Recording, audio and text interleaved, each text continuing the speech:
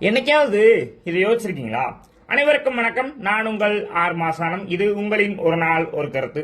இன்னைக்கான தலைப்பு என்ன அப்படின்னு சொல்லி பார்த்தோம் அப்படின்னா, எனக்கு இந்த பழைய படங்கள் பார்க்கறதுல எல்லாம் ஒரு ஆசை இருக்கு.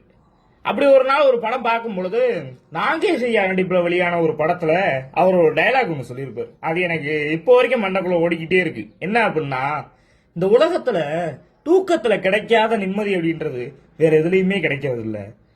கொஞ்ச நேரம் தூக்கத்துக்கே இந்த ஒரு நிம்மதி அப்படின்னா, இந்த ஒரு சந்தோஷம் அப்படின்னா, நிரந்தர தூக்கம்னா எவ்வளவு நிம்மதியா இருக்கும். கண்டிப்பா அது ஒரு மறுக்க முடியாத ஒரு உண்மை. நிரந்தர தூக்கம் என்பது ஒரு அலாதியான இன்பம். இந்த உலகத்துல தூங்குறவங்க ரெண்டே விதம் தான். ஒண்ணு, நான் ரொம்ப களைப்பா இருக்கேன், நான் ரொம்ப வேலை பார்த்துட்டேன், ரொம்ப களைப்பு, என்னால இனிமே வேலையை பார்க்க முடியாது அப்படின்னு சொல்லி களைப்புல தூங்குறவங்க ஒரு விதம். இன்னொன்னு, எப்பா நான் முழிச்சிருந்தேன் அப்படின்னா எதையாவது போட்டு யோசிச்சுக்கிட்டே இருக்கேன், அதனாலதான்ப்பா நான் தூங்குறேன் அப்படின்னு சொல்லி தூங்குறவங்க இன்னொரு விதம். சரிங்களா? இதுல நீங்க எந்த விதம் அப்படின்றத எனக்கு கமெண்ட்ல சொல்லுங்க.